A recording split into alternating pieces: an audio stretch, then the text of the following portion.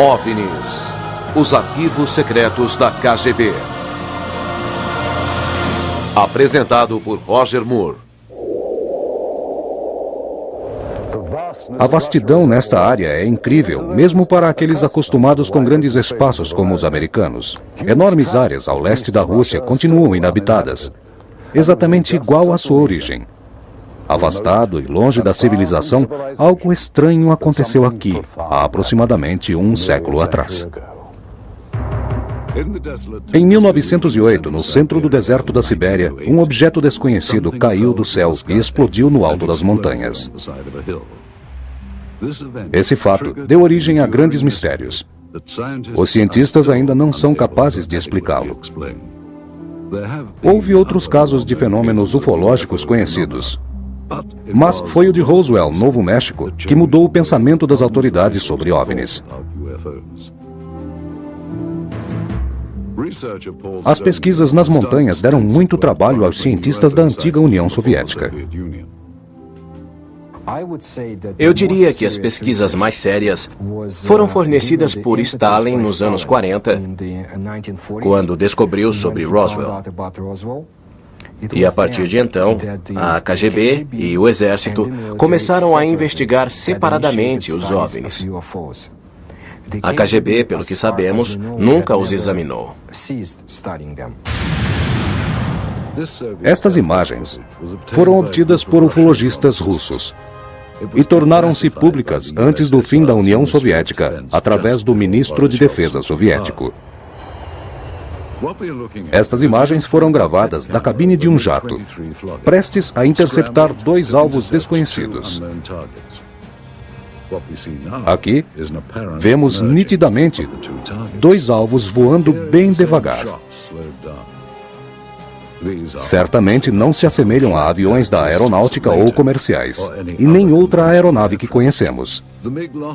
Esses contatos visuais com esses objetos jamais tiveram nenhuma identificação oficial. Atendendo a uma conferência internacional e trocando informações sobre OVNIs, pesquisas em ambos os lados do globo foram capazes de aumentar o conhecimento sobre esses fenômenos. Richard Haynes foi à Rússia várias vezes e realizou muitas pesquisas. Logo após a reforma econômica russa, resultado do comunismo, aproximadamente em 1990, eu pensei: eu acho que é a hora certa de começarmos a abrir as portas para o leste europeu e para o povo do Ocidente, pois eles têm muitas informações que nós não sabemos, assim como temos dados que eles desconhecem.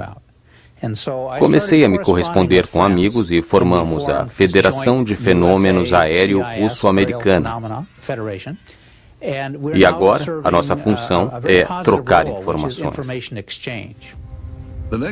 Esta cena foi filmada de um MiG-25 Foxbat, arquivo cedido pelo governo soviético, mas conhecido como M-16 Falcon americano 200 metros à frente. O que acontece depois é que um novo objeto aparece atrás das nuvens e não é identificado. O OVNI simplesmente desce, desaparecendo entre as nuvens. Vemos aqui o avião americano, na mesma altitude que a câmera. Em seguida, o objeto que aparece atrás do M-16 surge por trás da aeronave, fazendo a mesma trajetória. Como todas as evidências observadas sobre OVNIs são controversas, pesquisadores se esforçam para esclarecer esses fatos relacionando-os à sua verdadeira origem. E quanto mais espetacular a notícia, mais profunda é a verificação. Fui oficial da inteligência do Exército por mais de 30 anos. Meu filho faz parte da Força Aérea Russa. Com certeza, em muitas ocasiões, a Força Aérea e a Marinha interceptaram naves que pensávamos que fossem de outros países, mas não eram aviões como os que conhecemos e não pertenciam a nenhuma nação da Terra.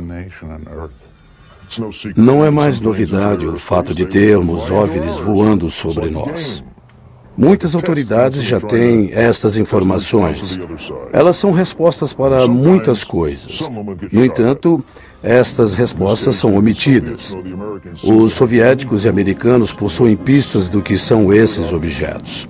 Eu sei que é muito difícil segui-los, mas eles chegam bem próximo de nós, até 4 metros de distância.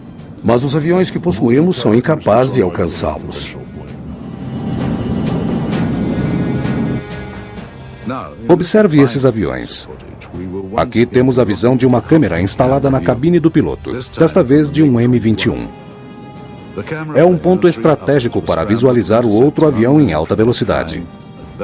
O que vemos é um objeto cilíndrico voador. E quando o avião se aproxima, o OVNI acelera numa velocidade incrível e desaparece. Vejamos novamente. Ali está o objeto cilíndrico com a mesma velocidade, quando de repente ele desaparece.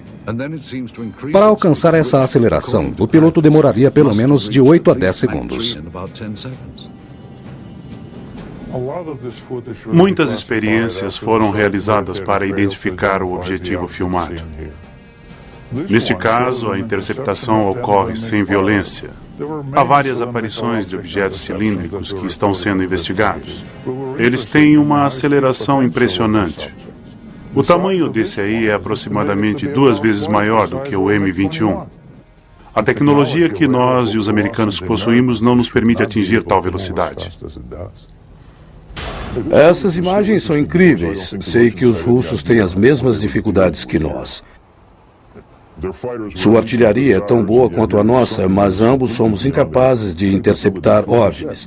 Sua tecnologia é superior. Por isso ficamos em desvantagem. No começo dos anos 90, ocorreu um trágico acidente, no qual 21 aviões com pilotos de várias nacionalidades se apresentavam em território russo. Tudo correu bem até o momento em que um dos aviões perdeu o contato com a torre local e com outras aeronaves. Ninguém sabia o que estava acontecendo, mas era uma fatalidade. Este é o momento exato da colisão, seguida de um barulho ensurdecedor. Os 2 pilotos morreram subitamente.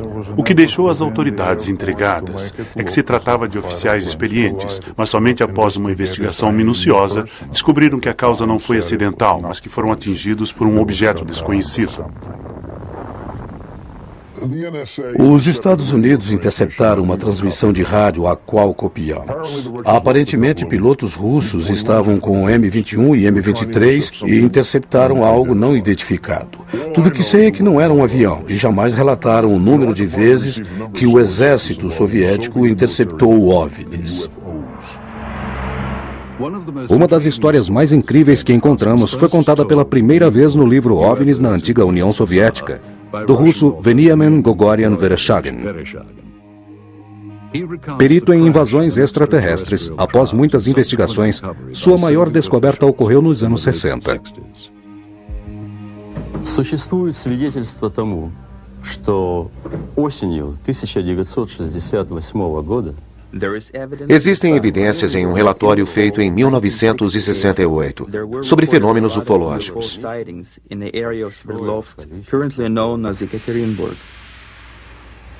27 ноября многие жители поселка Березовский Свердловской области. Os fenômenos surgiram em novembro de 1927.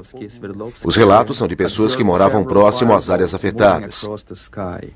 Вдруг один шар стал падать. Elas descreveram a queda de 3 bolas de fogo sobre as montanhas. Houve uma grande explosão. O barulho foi ouvido a quilômetros de distância. Em poucos dias, uma foto do local saiu em um artigo. В которой говорилось о том, что взрыв, услышанный многими, O artigo dizia que a área devastada era do tamanho de um enorme ginásio de esportes. по халатности, Segundo as informações dos pesquisadores, но в статье также o jornal também dizia que alguns moradores dessas áreas наблюдали такие encontraram um material desconhecido. Esta é uma cópia de um jornal russo de 29 de novembro de 1968. Estampava como manchete principal: o que era isso? O artigo relatava algo extraordinário. Parecia a queda de uma nave. Traduzimos da cópia russa: 5 bolas de luz incandescente apareceram no horizonte e começaram a se mover em direção à cidade. 4 delas se moviam em direções opostas, e a quinta rapidamente começou a perder altitude e desapareceu na floresta. Poucos segundos após seu sumiço, houve uma grande explosão na floresta.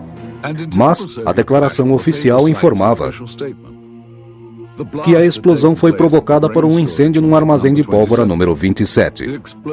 E a culpa foi de um funcionário que teria provocado o incêndio causador da explosão. E por isso teve que indenizar o governo pelo material destruído. Em seu livro, Benjamin Vereshchagin fala da existência de vários rolos de filmes sobre esse assunto. Para esclarecer melhor o assunto, Vereshchagin nos levou ao mercado negro, onde conseguimos estes materiais. Checamos as informações contidas neles e encontramos novas evidências. Se este filme corresponder à história de Vereshchagin, isto é uma nave caída em Sverdlovsk, filmada por militares. O que estamos procurando está aqui, bem diante dos nossos olhos. Vemos oficiais próximos ao caminhão, liderados por um general. Enquanto isso, chega mais uma tropa, liderada por um major. Os 2 grupos se juntam próximos ao objeto. Este filme é um dos rolos que estamos investigando. Estes grupos trocam informações e segredos livremente. São o que os russos chamam ufologistas. É estranha essa cooperação entre eles sobre esses fatos. Frequentemente, vultos de OVNIs são filmados por qualquer cinegrafista amador. Por outro lado, há quem relate contato com seres alienígenas, com os quais a maioria dos pesquisadores mantém um certo ceticismo. Muitos psiquiatras e psicólogos consideram histórias de abdução alienígena mais intrigante do que os ufologistas. As pesquisas feitas sobre relatos oficiais na antiga União Soviética, apesar do governo tê-las negado, encontraram casos documentados de abdução. Estes fatos acontecem tipicamente com uma forte luz branca e brilhante sobre as pessoas, que ficam hipnotizadas e se sentem atraídos pela luz, como se estivessem fora de seus corpos. Outras veem uma porta gigante sendo aberta em sua frente, de onde luzes fortes saem e são impulsionadas a atravessá-la. Mas não são capazes de descrever o que havia no interior da suposta nave, só não esquecem dos flashes brilhantes. Destacamos o caso desta mulher, Harriet Council, perita médica. Ela descreveu o uso de objetos que se assemelham a ferramentas cirúrgicas, usadas para implantar algum tipo de chip em sua cabeça. No momento da abdução, a pessoa sente muito medo e ao mesmo tempo fica incapaz de reagir. Elas eram deixadas no lugar onde estavam antes do rapto e não sabiam distinguir se foi um sonho ou não. Porém, ao checarem seus relógios, descobriram que havia se passado muito tempo sem que percebessem. Eles perderam a noção do tempo.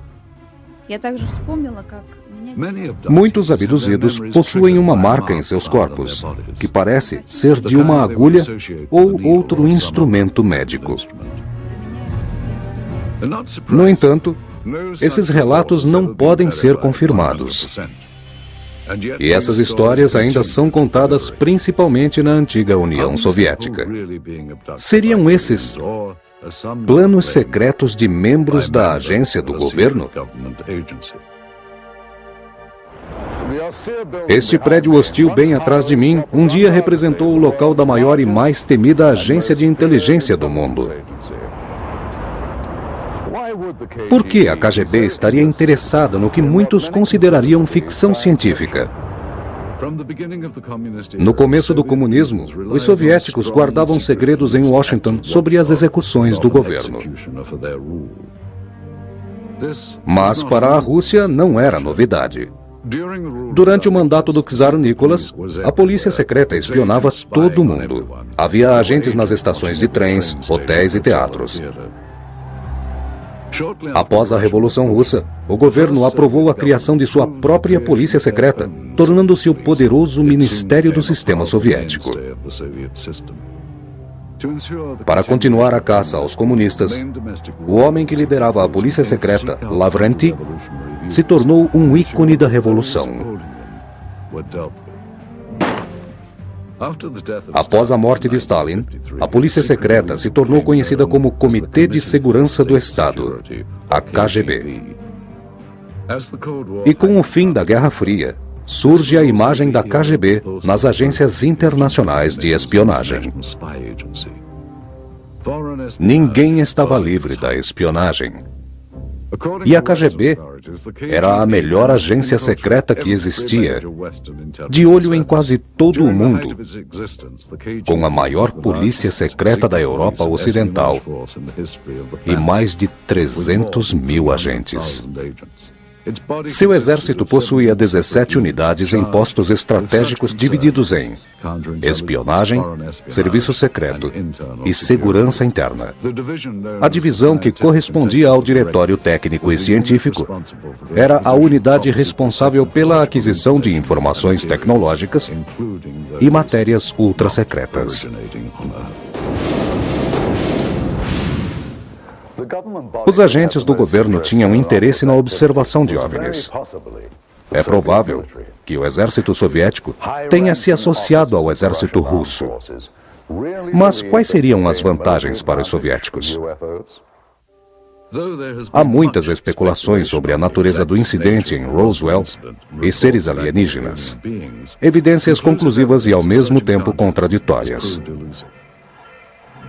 Em 1997, apareceram OVNIs na América do Norte, logo após a reportagem de Roswell, mas se tornaram casos encerrados.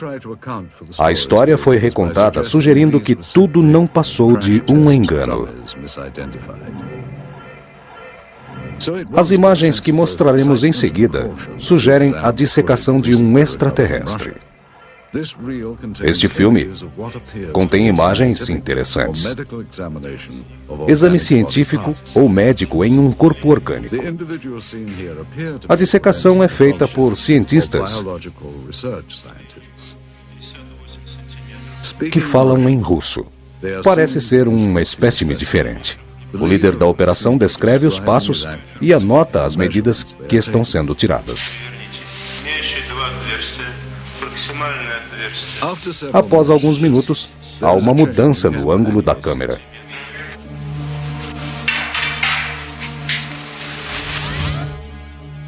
Agora vemos o espécime por outro ângulo.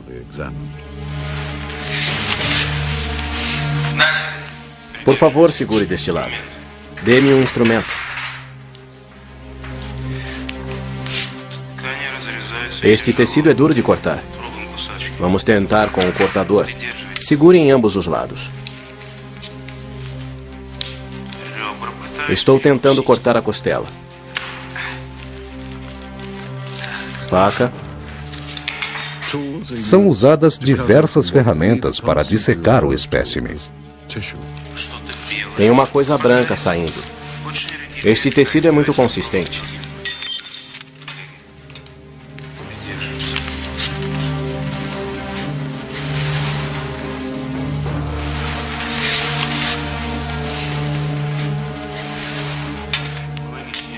Ajude-me a abri-lo. Instrumentos. Não, fósseis. O cientista descreve as partes que são removidas tentando desvendá-las. Estamos retirando este pedaço, extraindo um órgão interno, uma membrana. E agora, um tecido interno. O ângulo da câmera muda mais uma vez. E, finalmente, os cientistas posam, exibindo as partes dissecadas. Se este filme for autêntico, ele representa uma das maiores descobertas científicas de todos os tempos. Mas onde será que isso foi gravado? E o que aconteceu com o espécime? Se esta filmagem for de fato um exame científico genuíno, o que aconteceu com os resultados? Onde foram parar o que fizeram com o extraterrestre? Por que a KGB manteve isso em segredo por tantos anos? Há mais perguntas aqui do que respostas. A Rússia sempre teve muitos segredos. Alguns foram explicados, mas outros não deixaram pistas. Como o que ocorreu em Donikos e depois em Vascaínos. Muitos ufologistas acreditam que houve a queda de material aéreo em Donikos. Antônio Huneus concorda com essas afirmações. Os melhores indícios de queda de OVNI são fragmentos que foram analisados e algumas amostras de objetos pequenos. Em janeiro de 1986, alguma coisa caiu na colina de Sverdlovsky. O que Huneus descreve é um objeto cheio de luz que apareceu sobre o mar, perto de Vladivostok. Investigando vários materiais coletados, incluindo bolinhas de chumbo e pedaços de vidros em ótimo estado, constatou-se um altíssimo nível de magnetismo. O resultado da investigação confirmou que a maioria dos objetos provavelmente vieram do espaço sideral. O interessante é que os russos sabiam disso e às vezes se referiam a Tumbaskaya Sighting como Roswell russo.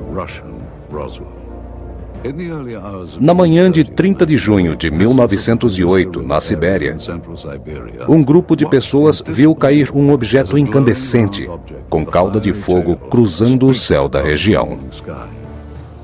O objeto caiu na floresta da Virgínia, explodiu, formando uma bola de fogo. Resíduos da explosão ficaram por semanas e destruíram uma área de 10 mil quilômetros que circundava o lugar da queda. Esse fato assemelha-se ao ataque das bombas atômicas de Hiroshima e Nagasaki na Segunda Guerra Mundial. As regiões de Aftemar e Tundeska foram igualmente atacadas. E o resultado foi a destruição de uma área equivalente à de Los Angeles. Nenhum impacto criaria tamanho absurdo igual a esse. Pesquisas e muitas teorias foram desenvolvidas sobre o que aconteceu. Portanto, as conclusões que temos apontam para a queda de um meteoro. Os cientistas acreditam que o fenômeno seja a queda de uma nave extraterrestre. Físicos nucleares tendem a concordar com isso. Muitos países ao redor do mundo possuem informações sobre OVNIs. Sabíamos que o Exército e o Serviço Secreto estavam coletando dados, seja no Brasil, Austrália ou Inglaterra. Assim, a KGB coletou informações, conversou com as pessoas que foram à União Soviética e que possuíam essas informações. Eu conheci cosmonautas soviéticos e outros pesquisadores por lá e não restavam dúvidas de que havia interesse. E, mais uma vez, repúblicas que constituíam a União Soviética cobriam uma enorme área e estavam monitorando os céus porque temiam que os Estados Unidos os bombardeassem. Então, ao monitorar os céus, acabaram detectando OVNIs. Quanto a isso, não restaram dúvidas. Durante o comunismo, não houve nenhuma informação sobre atividades extraterrestres soviéticas. Esse fato confirmou-se recentemente. O ex-secretário da Comissão de Fenômenos Anormais, Alexander Petukov, afirmou que existem declarações oficiais secretas. В рамках этой комиссии, когда в силу своей деятельности она начала No período soviético, começamos a coletar informações do público. Recebemos mais de 15 mil relatos. O problema é que a comissão não era uma organização pública oficial. Hoje em dia, a Rússia é muito diferente do período soviético. Os comunistas diziam que os OVNIs não existem. Mas, na realidade, pensavam o oposto. Acreditavam em vida fora da Terra. O governo também negava os crimes ocorridos na Rússia. E todo tipo de acidente ocorrido era camuflado. Para o governo, era melhor que as pessoas não tomassem conhecimento da verdade.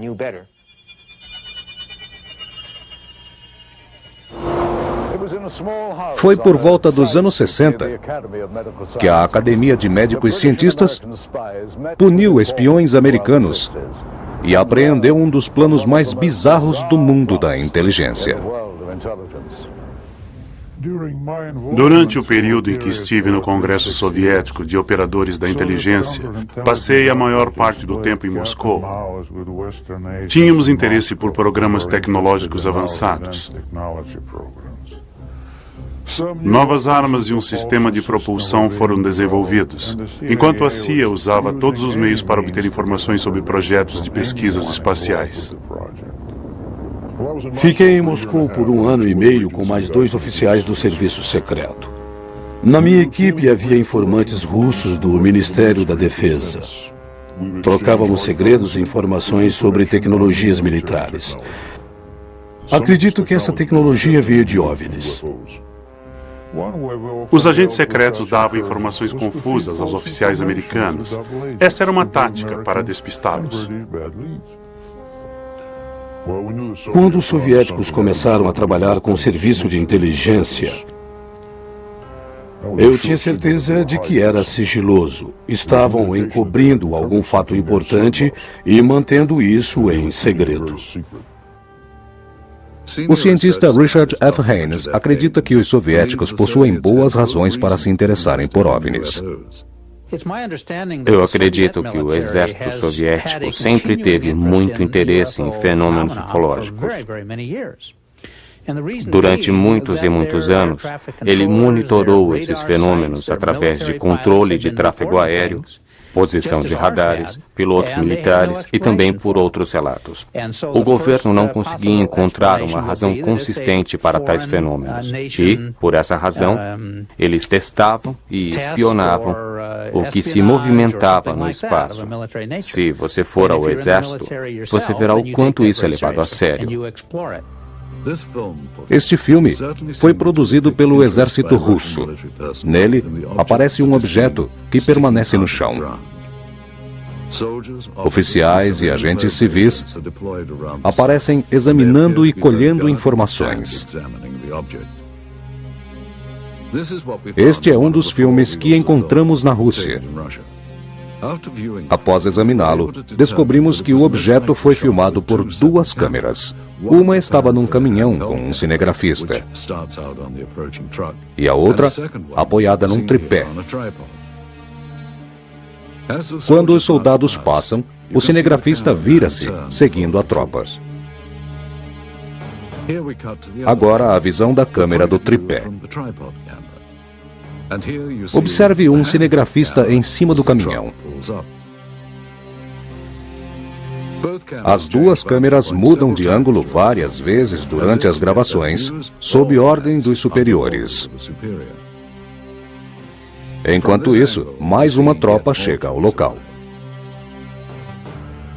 Veniamin descreveu o caso. Весной же 1969 года Na primavera de 1969, perto de Sverdlovsk, fazendeiros encontraram objetos estranhos na floresta e levaram as informações às autoridades locais. Depararam-se com militares, os quais providenciaram assistência nas investigações.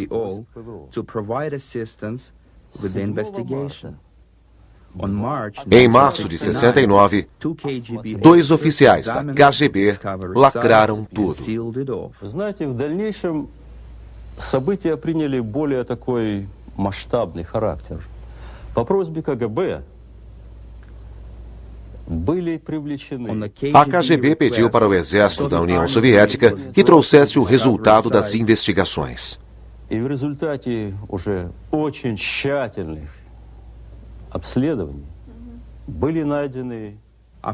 Após investigarem o lugar, encontraram um objeto com a forma de um disco gravado com uma de suas metades no chão.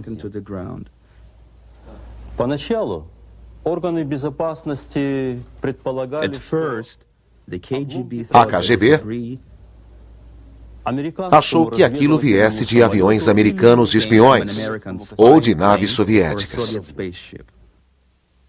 George Filer, um major aposentado da Força Aérea Americana, não se surpreendeu com o interesse dos russos nesse assunto. Não acreditávamos que os soviéticos pagariam pelas informações sobre OVNIs, mas o que eles queriam não era a nossa tecnologia espacial, e sim descobrir mais sobre OVNIs.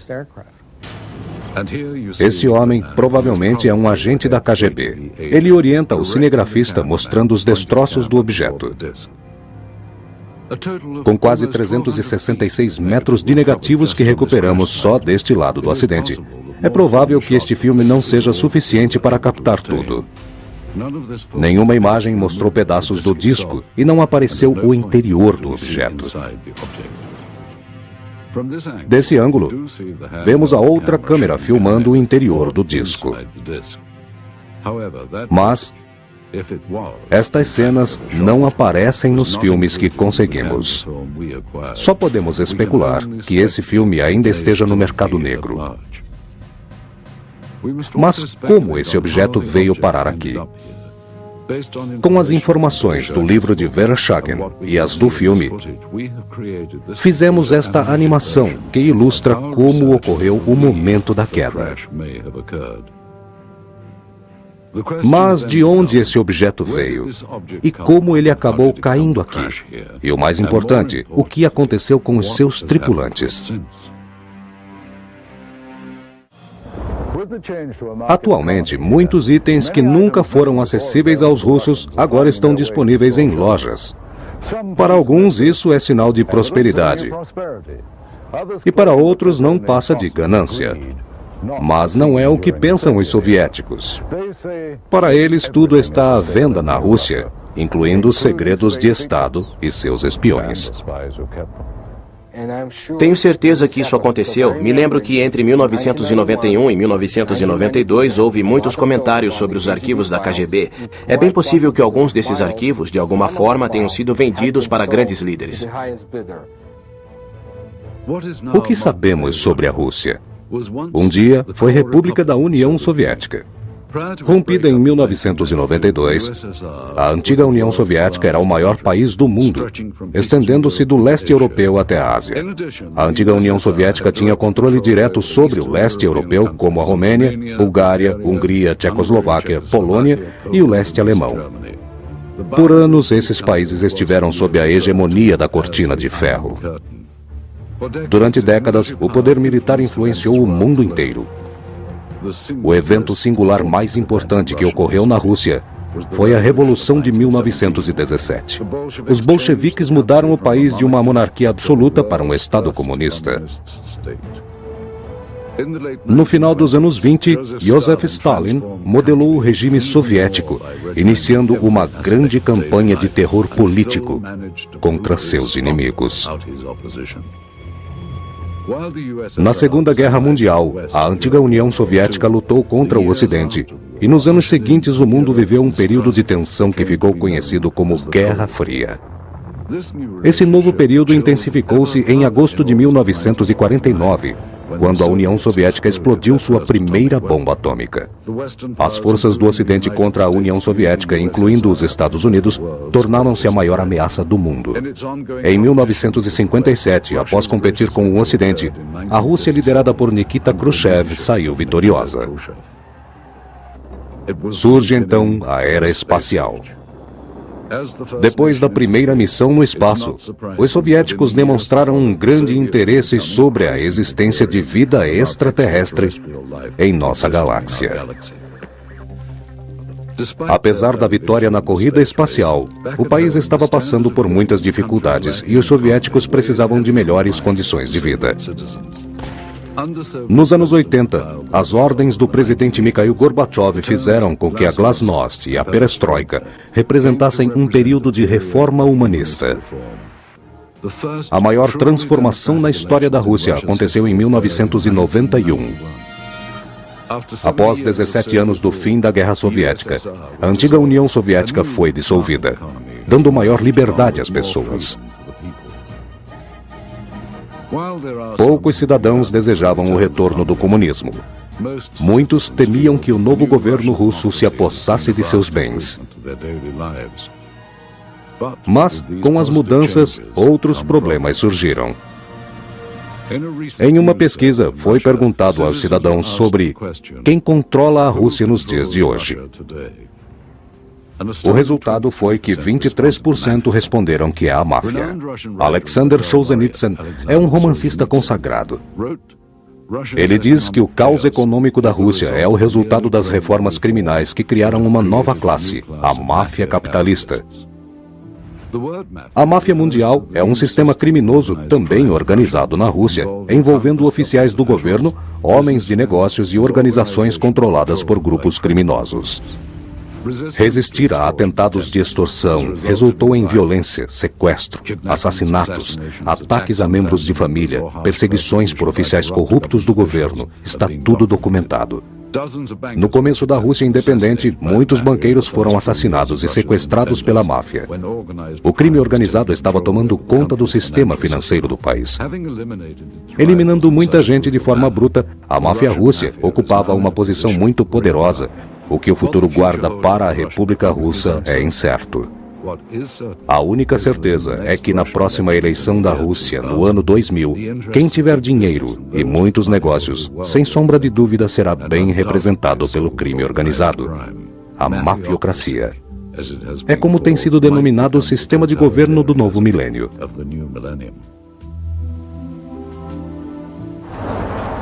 Com o fim da União Soviética, muitas mudanças ocorreram em Moscou e no restante da Rússia.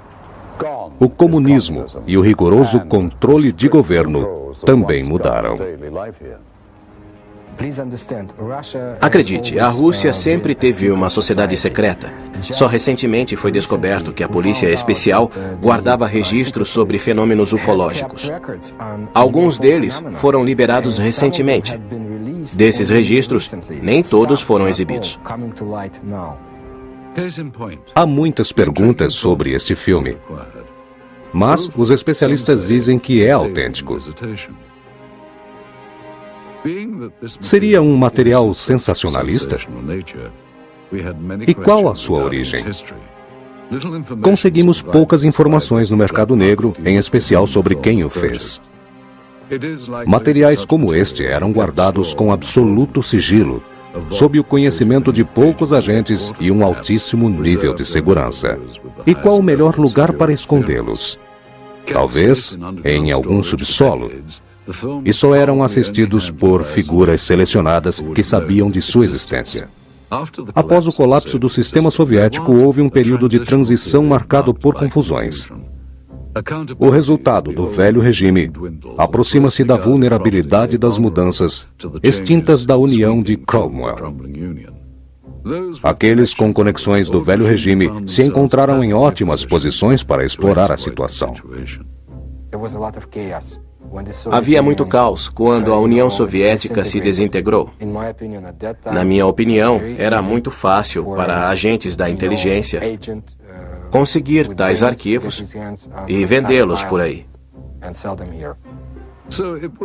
Fomos em busca de uma documentação que talvez prove a autenticidade do filme. Não gostaríamos que tudo fosse em vão.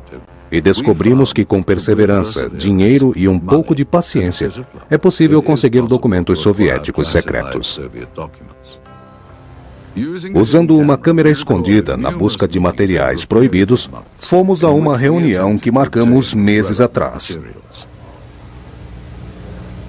Essa transação entre um de nossos contatos em Moscou e um intérprete com um negociante local do mercado negro provou ser uma das melhores proezas realizadas com sucesso. O local dessa reunião é uma velha fábrica de tecido no distrito de Moscou. Esse oficial é o negociante. Ele disse que conhece muito bem o mercado negro. Após a apresentação, começou uma pequena conversa. O americano com o intérprete perguntaram se estava tudo bem com os documentos. Então os documentos estão aqui? Pergunte se estão com ele. Ron quer saber se você está com os documentos aqui. Yura, você me deu uma difícil tarefa. Esse tipo de documento é muito difícil de se encontrar. Eu sei disso. Estou muito grato pela sua ajuda. Fedor falou muito bem de você. É claro, eu conheço pessoas importantes. Soube onde encontrá-los, mas foi muito perigoso. O que ele disse? Estão aqui? Espere. Isso é valioso. Eis o porquê de nós. Não entendi.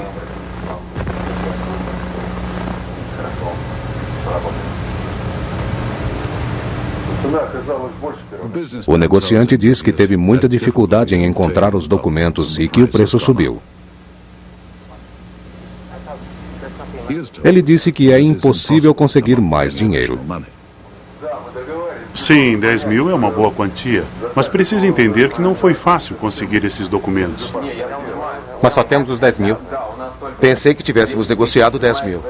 Então eu não sei. Pensei que tínhamos combinado 10 mil. Esse foi o valor inicial que discutimos.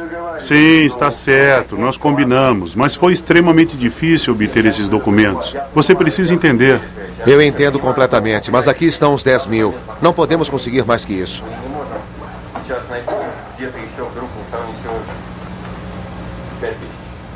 Ele tem apenas 10 mil. Após a concentração, o negócio vai ser fechado com o preço inicial. Está bem, nos dê o dinheiro. Os documentos finalmente chegam às mãos do intérprete, que os examina.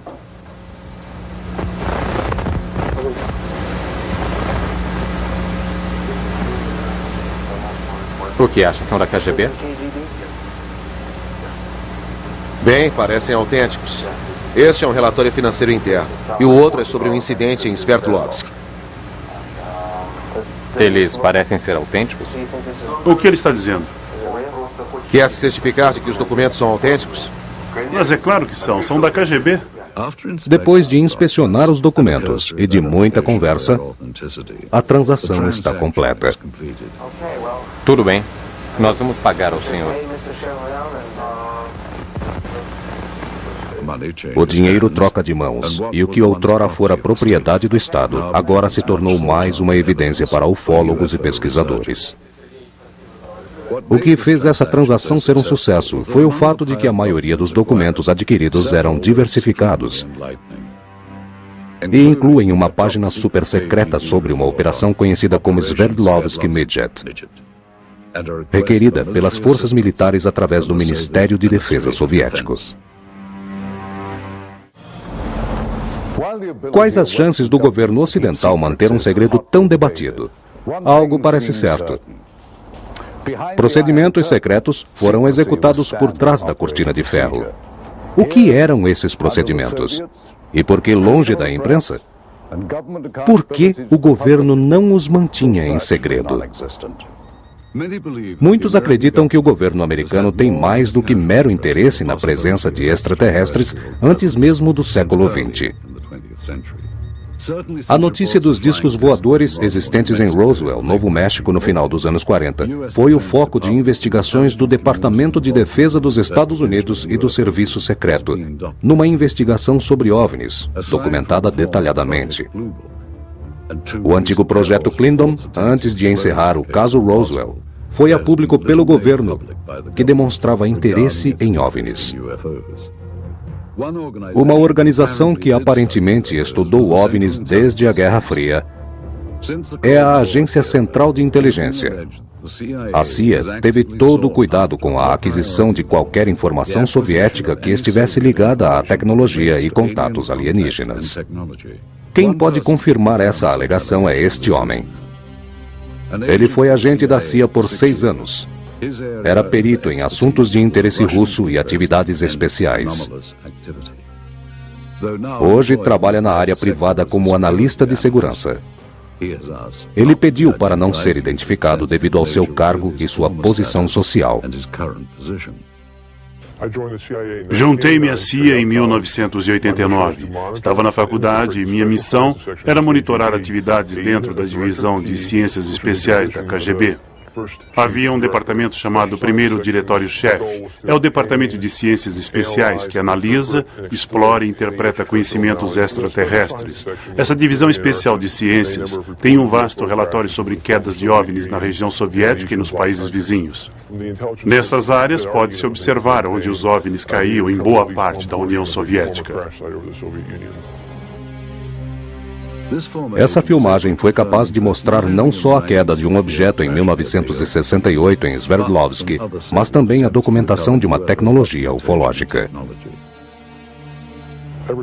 Eu estava impressionado com o controle da União Soviética, especialmente depois do fim da Segunda Guerra Mundial. Com o avanço que obtiveram com a tecnologia extraterrestre, com a qual a União Soviética foi tão beneficiada. Durante a transformação da ex-União Soviética, muitos acreditavam que as informações que os soviéticos tinham na época da Guerra Fria não poderiam estar nas mãos dos Estados Unidos nem da CIA. Desde o começo da corrida espacial, os Estados Unidos e Rússia fizeram muitos investimentos independentes. Contudo, algumas das descobertas de ambos os lados foram obtidas através de espionagem. Essa controversa engenharia. Essa engenharia vem sendo adaptada desde o início da civilização moderna para uso exclusivo do exército e da indústria da espionagem. Esta prática adquiria segredos e adaptações que ficaram conhecidas como engenharia reversa. A partir do incidente acontecido em Roswell em 1947, há quem acredite que a origem da tecnologia militar americana não seja da Terra.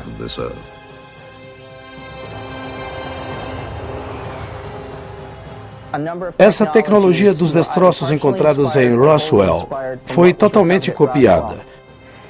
É incrível quando você olha para o contorno dessas máquinas, como a tecnologia e os desenhos copiados são de aeronaves em forma de discos.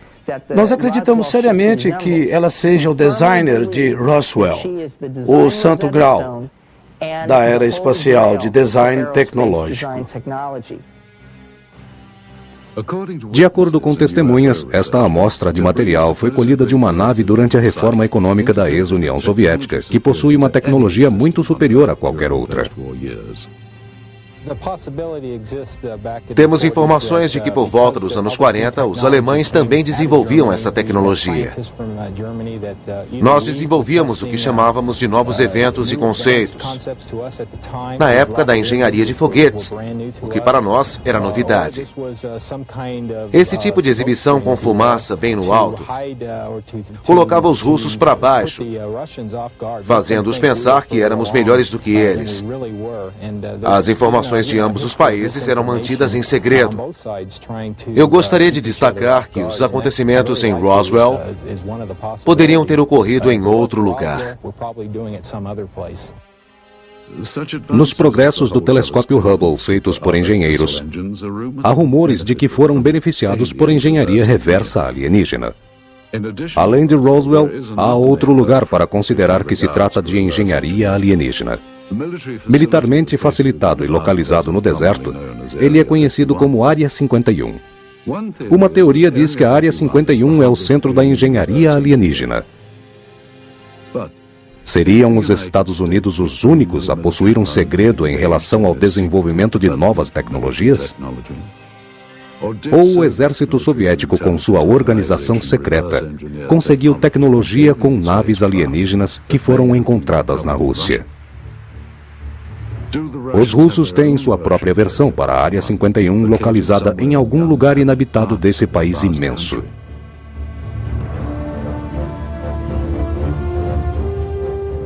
Será que a KGB, além de tudo, mantinha uma forma de comunismo interno, além de manipular a tecnologia avançada alienígena em toda a área soviética? Mais tarde, com todos os documentos sobre OVNIs que foram encontrados na ex-União Soviética, nenhum deles foi reconhecido publicamente pela KGB. A engenharia reversa tornou-se uma prática comum ao redor do mundo, no exército e nas indústrias. Porém, há ou não uma forma de se obter tecnologias alienígenas? Se de fato os russos conseguiram um veículo alienígena como alegam essas imagens, seriam capazes de se beneficiar com essa tecnologia? Convidamos alguns ufologistas para assistirem a esse filme e nos darem suas opiniões. Também sabemos que discos voadores tinham caído na União Soviética e que alguém monitorou isso, possivelmente um radar, um satélite, pois eles já tinham satélites naquela época, ou um relato de moradores da região. O fato era que havia tropas lá e um cameraman. Provavelmente aquilo fosse um disco voador. Mas tínhamos que tomar cuidado com nossas conclusões antecipadas. Acredito que esse filme seja válido como uma investigação. As imagens são autênticas. Existem vários especialistas usando uniformes que estão adequados para a época. Só precisamos saber se este filme foi produzido na União Soviética. Pedimos ao especialista Sergei Goncharov para examinar a autenticidade do filme. Ele começou explicando sobre a lata dos filmes. Este é o nome da fábrica e do local da fabricação do filme e a cidade em que foi feito. É um filme com película tipo A2. Após Sergei examinar as latas, constatou que eram autênticas quanto à época e ao período em que originalmente apareceram. O próximo passo é descobrir se o filme possui marcas. Bem no início, vemos a palavra Nachala, que em russo quer dizer início ou começo. Agora, outra informação com esses dois itens. M-A-R-T, Mart, que significa o mês de março. 1969, letra G, para o ano. Então, o ano é 1969 e o mês é março. Aqui há duas outras informações que diz Pionka número 267. Pionka em russo significa película ou filme, podendo denotar um rolo de filme, um lote, e esse, claro, é o número. A próxima imagem que vemos contém outra informação que representa uma palavra super secreta, o logotipo da KGB e arquivos da KGB. Finalmente, Sergei Goncharov compara as marcas no filme com as que foram impressas na lata. Como você pode notar aqui no fim do negativo, existem estas inscrições em russo que tornam o filme seguro. Elas correspondem às informações contidas na lata. Mostramos a fita ao pesquisador russo Paul Stonehill. As cores do filme, o uniforme dos soldados, são autênticos. Seria muito difícil fazer um filme que transmitisse a sensação de ter sido feito nos anos 60. Assisti a muitos filmes dos anos 60 e este aqui tem quase a mesma qualidade. Não é um filme da década de 80 ou 90. O oficial da KGB que está procurando alguma coisa não parece fingir. Eu acredito que isso não foi feito de propósito para enganar as pessoas. Pesquisador e ufologista Antônio Runeus também nos deu sua opinião. O que eu diria é que, visualmente, é bem impressionante. A primeira coisa que me chamou a atenção foi a qualidade. São imagens bem nítidas. Também, Poderia ser uma fraude.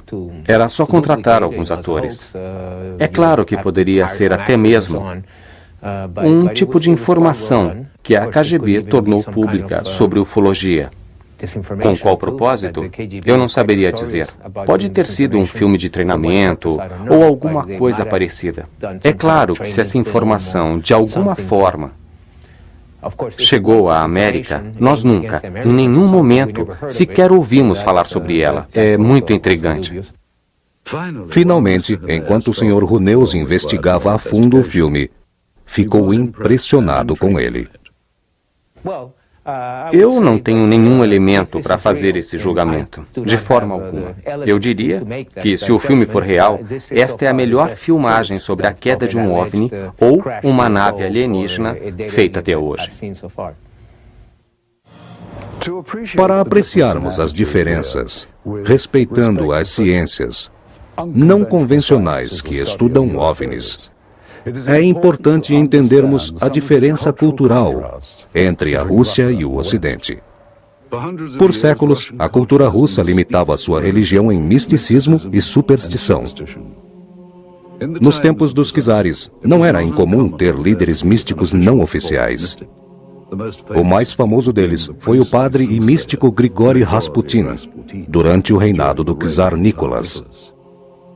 Mesmo com a expressão religiosa suprimida, a partir daí, em muitos lugares da Rússia, mais uma vez, a confusão se tornou parte da vida diária.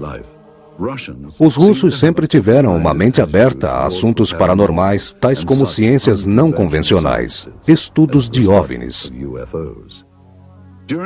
Durante a época soviética, quem acreditava em OVNIs era alvo de críticas até por oficiais soviéticos. O autor russo Yuri Alexander Fomin declara que passou por essas experiências. Fui convidado para uma reunião e me pediram para dar uma palestra sobre OVNIs aos empregados do Instituto de Pesquisa Científica Sobrenatural. Concordei, e depois da palestra, o coordenador-chefe da reunião sugeriu que todos os presentes ficassem em pé e submetessem minhas explicações a críticas. Mas isso não aconteceu. Todas as pessoas que assistiram minha palestra disseram: "Isso é bem interessante, merece mais atenção e deve ser investigado." E então, o comitê da reunião disse: "Você está aqui para expressar seu consentimento com as reações oficiais nessa palestra. E, ao invés disso, está tentando fazer disso um fato verdadeiro." Quando os comunistas se interessaram por OVNIs, já havia muita gente envolvida nisso.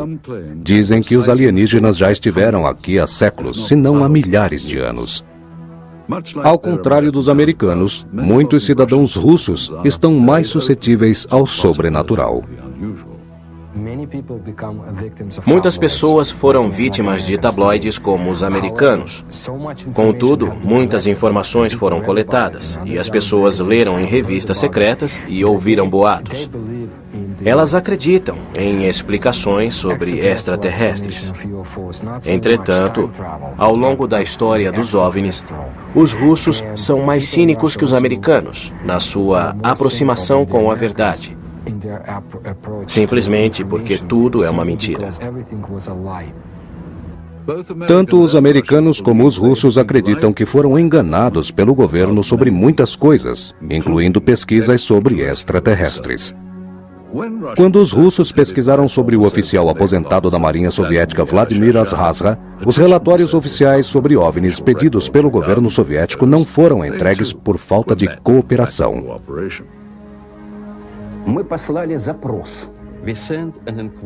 Perguntei sobre os arquivos do Ministério da Defesa e os arquivos da KGB. A resposta foi que nem os arquivos da KGB, nem os do Ministério da Defesa consideravam tais incidentes. Se o governo esconde alguma coisa dos cidadãos russos e americanos, não é sem razão. Os russos conviveram mais de 17 anos com grupos comunistas. Para os americanos, houve um grande estudo que durou mais de 40 anos.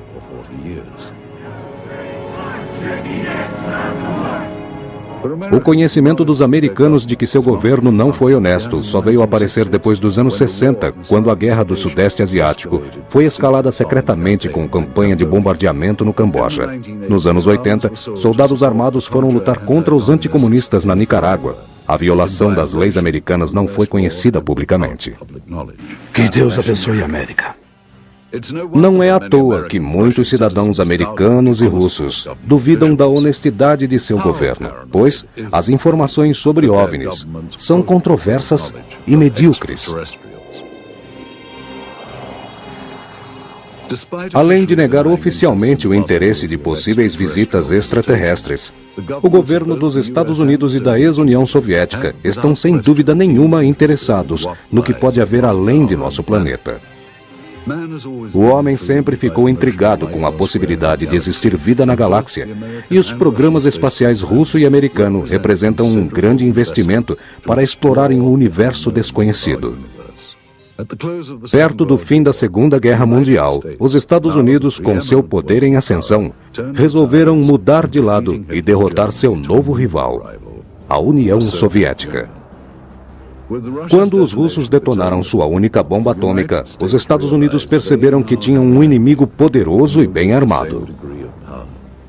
Durante a gestão de Truman, muitos funcionários do governo se tornaram praticantes do comunismo, eventualmente liderados por comunistas soviéticos que espionavam os comitês de ativistas americanos. Winston Churchill declarou que a paz na Europa estaria atrás da cortina de ferro e que estava começando um novo conflito entre o Oriente e o Ocidente, a Guerra Fria. Com medo da dominação dos Estados Unidos, o crescimento comunista tomou forma de estranhas invasões de outros planetas. As invasões soviéticas por seres de outros planetas eram o medo que os soviéticos tinham de serem invadidos pelos Estados Unidos. A quantos quilômetros de distância estariam seguros de um ataque? Os americanos fizeram muitos filmes de ficção científica onde o homem lutava contra essa terrível ameaça. Os jatos começaram a sobrevoar uma grande área. A próxima fronteira a ser conquistada eram as estrelas. Isso tornou-se uma competição mundial entre soviéticos e americanos e entre quem os dominasse primeiro. Era o início da corrida espacial. Para cumprir as exigências dessa tecnologia, a NASA, a Aeronáutica Nacional e a Administração Espacial, foi fundada em 1958. A corrida espacial quase terminou com a derrota dos Estados Unidos com a nave russa Sputnik. Os Estados Unidos se surpreenderam com a União Soviética indo tão longe nessa corrida e não tardaram para irem atrás. Quando o cosmonauta Yuri Gagarin deu sua histórica volta ao redor da Terra em 1961, sendo o primeiro homem a ir ao espaço. Os Estados Unidos perceberam que só venceriam os soviéticos se mandassem um homem à Lua. E esse sonho foi realizado por um campeão apaixonado. Foi o presidente John Kennedy que prometeu colocar um homem na Lua até o fim da década, levando a corrida espacial para uma outra dimensão. Foi Neil Armstrong, historicamente o primeiro homem a pisar na Lua em 29 de julho de 1969, realizando o grande sonho americano. Nos anos seguintes, os foguetes de combate da NASA se tornaram os mais modernos do mundo, mesmo antes da confusão do comunismo. Uma nova unidade foi desenvolvida em conjunto com a Rússia e com os Estados Unidos. Esse caminho fez surgir uma nova cooperação que acabou culminando na união das tripulações russas e americanas numa estação espacial. A maioria dos astronautas, como o Dr. Michael Ford, fizeram um ótimo trabalho em equipe com os russos no espaço. Agora, os demônios da Guerra Fria estavam em silêncio. Mas o primeiro ser humano a ir ao espaço era soviético. Seriam os russos os primeiros a descobrirem que não estávamos sozinhos? Este filme, que parece ter sido feito com patologistas, que dessecam algo que não parece ser de forma humana, exige uma análise mais minuciosa. Mais uma vez pedimos ajuda a Stanton. Eu não sei o que era aquilo. Eu diria que se houvesse uma investigação mais profunda, eu poderia levantar uma hipótese, um diagnóstico mais detalhado. Perguntamos ao especialista Sergei Goncharov se ele acredita que as características desse filme são compatíveis com o período em que possivelmente foi filmado. As informações que consistem nas latas, junto com os negativos e com outros dados da corporação, são informações compatíveis. Sergei explica o significado desse flash em conjunto. Percebemos uma importante característica do filme. O flash que vemos aqui é, na verdade, um pedaço do filme que aparece quando o botão da câmera é acionado para revelar. E, novamente, é desativado e religado. De acordo com a inércia, a câmera vai de vez em quando disparar um flash ou uma luz. Ou, se você focar a câmera longe de uma pessoa, verá algo bem diferente. Estes flashes aparecem entre um take e outro.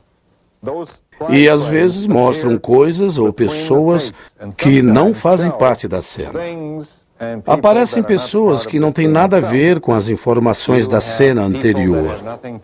Aqui aparece um indivíduo de uniforme entre as pessoas que estão fazendo autópsia. É alguém usando o uniforme civil.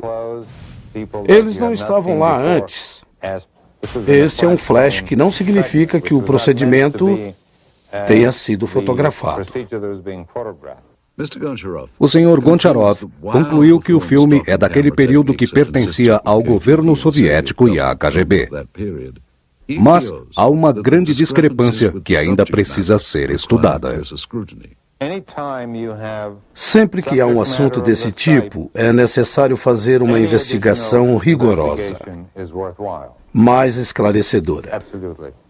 Stanton Friedman ficou bem intrigado com as técnicas usadas no filme. Eu não sei o que esses peritos faziam com aparelhos cirúrgicos num centro médico, mas trata-se de uma autópsia. Basta olhar para o rosto deles. Eles estavam olhando para duas direções diferentes, percebemos isso facilmente. Agiam com naturalidade e não temiam nenhuma contaminação, como se nada fosse tóxico. Pode ser que já tivessem passado por essa rotina ou já sabiam que nada era tóxico. Levamos o filme para a ex-tenente doutora Annette Ryan, formada pelo Instituto de Patologia do Exército. A primeira coisa que notei foi o tipo de uniforme usado pelos médicos. Eles estavam usando jalecos brancos. Seria mais comum se estivessem vestindo aventais brancos. E é claro, além da filmagem não estar nítida, esses médicos aparentam ser muito jovens. Mas era comum a atuação de jovens cientistas russos nesse tipo de exame. Além disso, os médicos veteranos não se envolviam nesse tipo de procedimento. Notei que eles usavam luvas, mas não usavam nenhuma outra proteção. Não usavam óculos, máscaras, não usavam toucas, nenhuma roupa adequada para isso. O que indica que não temiam uma possível contaminação. Mas isso é típico da medicina russo-soviética, pois achavam que o uso de proteção para essa ocasião era desnecessária, o que seria impossível de acontecer nos Estados Unidos. Seria um absurdo. Depois, a doutora Ryan nos explicou alguns procedimentos médicos específicos. Eles usavam a ferramenta certa para abrirem o peitoral. O uso dessas ferramentas era um procedimento normal para a época. O modo como estavam segurando e usando os instrumentos está correto. Isso indica que essas pessoas sabiam o que estavam fazendo. Eu diria com absoluta certeza que realmente são médicos russos. Se olharmos atentamente, esse procedimento é repetido várias vezes nessa filmagem. O que eles estão removendo é um pedaço do material. Um dos médicos retira um órgão e um pedaço de tecido do espécime e os coloca num tipo de pote para análise posterior. Isso é exatamente o que se faria caso fosse uma pesquisa científica. Por exemplo, se um extraterrestre fosse encontrado, esses seriam os procedimentos adequados para exames químicos e microscópicos. O médico-chefe também mencionou que essa estrutura descrita assemelha-se a uma costela. A imagem parece com uma costela. Lembra um torso de algum animal ou uma estrutura humana. Finalmente, a doutora Ryan foi incapaz de identificar o espécime. Ela acredita que as técnicas usadas condiziam com as práticas na União Soviética durante o final dos anos 60. Temos poucas informações sobre o espécime aqui, a não ser as descrições dos patologistas e um código usado pela KGB. Como que se parecia este espécime? Usando apenas as imagens colhidas deste filme, processo de escaneamento, um programa moderno 3D de computador, um pouco de imaginação e de especulação, os técnicos recriaram o que muita gente acredita que seja um ser extraterrestre.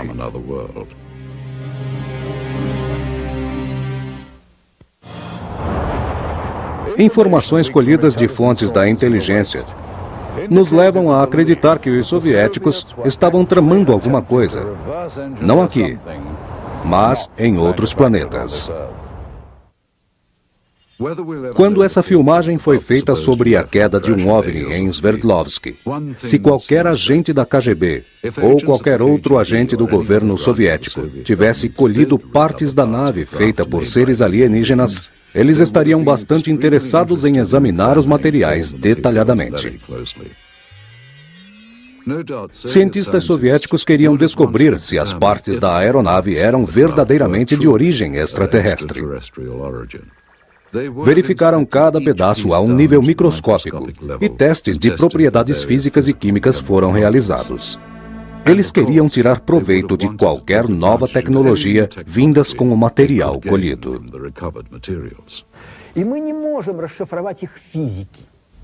Somos incapazes de resolver este enigma físico.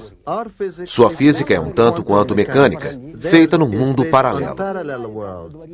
Um tipo diferente de paradigma. Possui uma visão diferente da história. É parecido com o que aconteceria com as pessoas se uma câmera de vídeo fosse produzida no tempo em que Pitágoras viveu. Pitágoras não entenderia. Foi uma tecnologia inventada por nós. De qualquer modo, por mais que os técnicos tentem decifrar a tecnologia deles, sempre falhariam.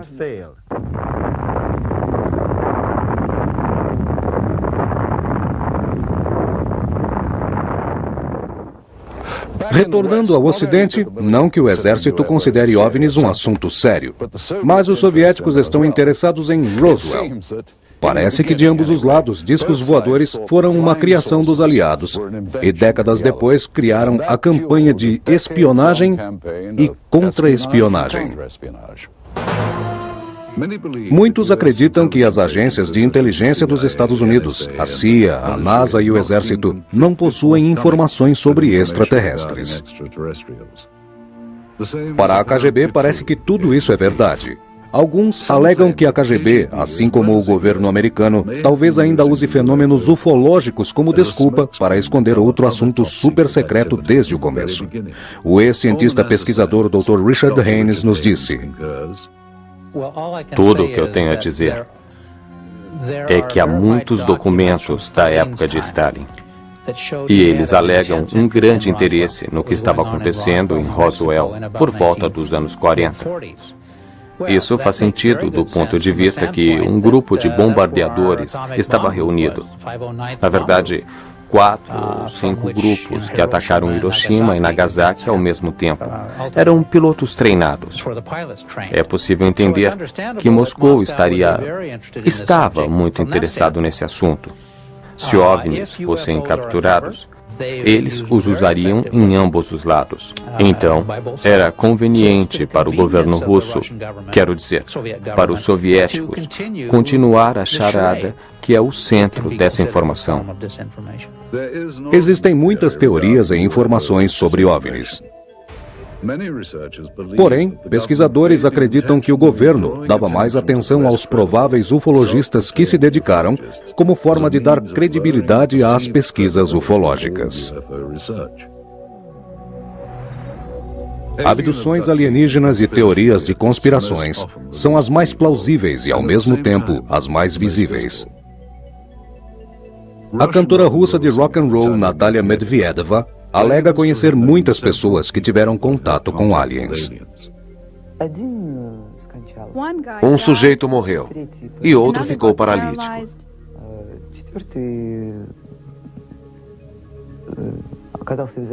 Alguém ficou assim e nunca mais se recuperou.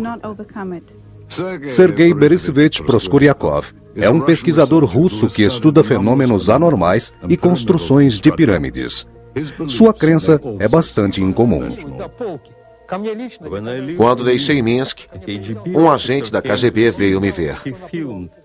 Filmaram todos os documentos que eu tinha. Eu não havia como escapar. Acredito que acabou num arquivo da KGB. Tenho informações que Miles Churchill tinha interesse, assim como a KGB, a CIA ou a estrutura presidencial dos Estados Unidos. São indivíduos como esses envolvidos, ou alguns que acreditam que arquivos secretos foram cuidadosamente destruídos. Ambos os modos não descartam a possibilidade de investigações muito mais simples do que a caça a OVNIs ou evidências absurdas. A maioria dos pesquisadores acredita que toda a inteligência extraterrestre potencialmente encontrada deve ser estudada com muito cuidado. Se algo alienígena fosse capturado, seria trazido para as muitas páginas confidenciais do Exército, onde operações supersecretas estão escondidas desde a Segunda Guerra Mundial. Esta filmagem incrível mostra membros do Exército e aparentemente 2 agentes da KGB inspecionando um disco voador caído. O autor russo Veniamin Vereshchagin tem uma boa ideia do que vem a ser essa operação.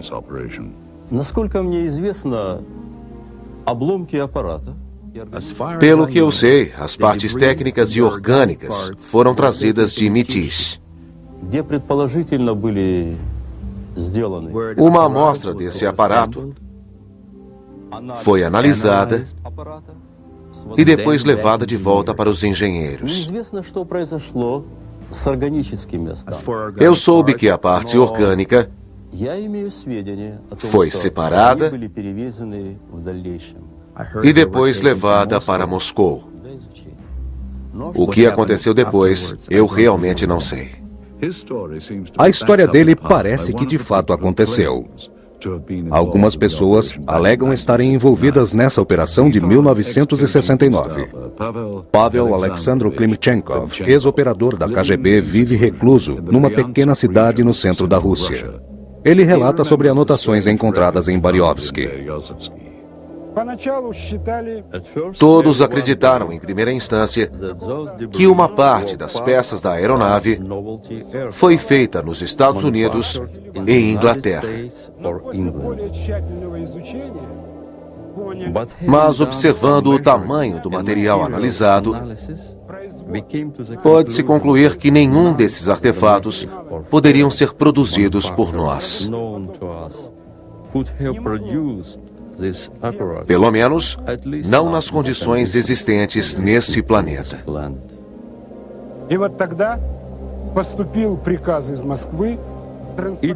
Aquela nave foi transportada do interior da Rússia para uma base em Moscou. Unindo todos os outros oficiais, eu era o único que deixava esses materiais seguros e a salvo dos outros na estação. Para provar a veracidade dessa evidência, levamos o filme para ser examinado por muitos peritos no assunto. Nós também examinamos os documentos e os comparamos com outras informações. Entre as informações, há esse relatório super secreto da KGB, referindo-se especialmente a operações Sverdlovsk Midget, onde descreve em detalhes uma operação secreta. Estes documentos se referem ao disco caído, às partes orgânicas e ao próprio filme. Havia também relatos junto ao Ministério de Defesa soviético pedindo ajuda à unidade militar número 67527. Olhamos atentamente os elementos dessas imagens como símbolos nos braços dos uniformes dos soldados. Eles consistem em símbolos usados tanto pela Companhia de Defesa quanto a Unidade Militar Soviética 67527. Eles estão usando vestimenta de inverno. Portanto, em seus casacos, os distintivos não aparecem muito. É que nos uniformes de inverno não é habitual o uso de identificações. Eles são membros de uma mesma unidade. Podemos ver isso pelas armas que são do tipo AK, muito avançadas para o exército russo, até mesmo para os dias de hoje. Esta é uma arma russa automática. Esta é claramente uma AK. Não há o que duvidar. No filme aparecem muitas armas russas. As anotações do exame científico realizado no espécime são semelhantes às imagens da dissecação. Quando Venieman examinou o filme, ficou impressionado com o tamanho do objeto. Será que há 3 décadas os russos capturaram uma nave alienígena e seu ocupante? Se membros do exército soviético têm conhecimento da suposta queda de um OVNI, então o que aconteceu com esse ser? E onde ele estaria escondido? Em que país? Continuando nossa investigação, fomos atrás de novas informações a respeito do incidente chamado Operação Sverdlovsk-Midget. Através de alguns vestígios, como cópias de documentos do governo, fomos a um laboratório do Instituto de Ciência Biológica. Ao tentar obter relatórios sobre o indivíduo dissecado, nos deparamos com esses documentos adicionais, escritos, datados de 24 de março de 1969. Uma semana depois, os documentos indicavam que exames tinham sido realizados. E a causa da morte, hemorragia cerebral. A doutora Ryan disse que a chance disso ocorrer naturalmente é quase impossível. O Instituto de Formação é um centro privado, mais conhecido como Instituto Médico de Moscou. Mas a semelhança de lá com a do filme parece óbvia. Comparando as duas, temos essas pedras na mesa e o tipo distinto do chão. A diferença é que outrora, experimentos médicos se tornaram rotina de aula de anatomia, com experiência de todo tipo. Atualmente, operações secretas são abertas ao público. O que encontramos nos porões do edifício são recordações de uma fase difícil, uma época em que procedimentos assim não eram abertos para o público e esses assuntos não eram tão divulgados. Quais foram os experimentos soviéticos nas décadas passadas no Instituto de Ciência Biológica? A resposta para essa pergunta ainda está para ser descoberta. E muitas questões sobre essa filmagem e sobre a Operação Sverdlovsk-Midget continuam sem respostas. Qualquer descoberta extraordinária, tal como a filmagem dessa queda de disco voador ou como a dissecação de um ser supostamente alienígena, requer uma análise mais profunda. Parece incrível que tantos elementos dessa história tenham tantas origens. O que parece que nos foi contado originalmente por pesquisadores e por testemunhas estava em documentos recuperados e, é claro, no filme. Perguntamos: esta filmagem é autêntica? Se for, representa casos reais de visitas alienígenas? Ou, como foi sugerido, esta filmagem foi criada como parte da campanha de informações da Guerra Fria? Uma outra provável possibilidade é que essa filmagem fosse apenas um treinamento militar capturado pela câmera.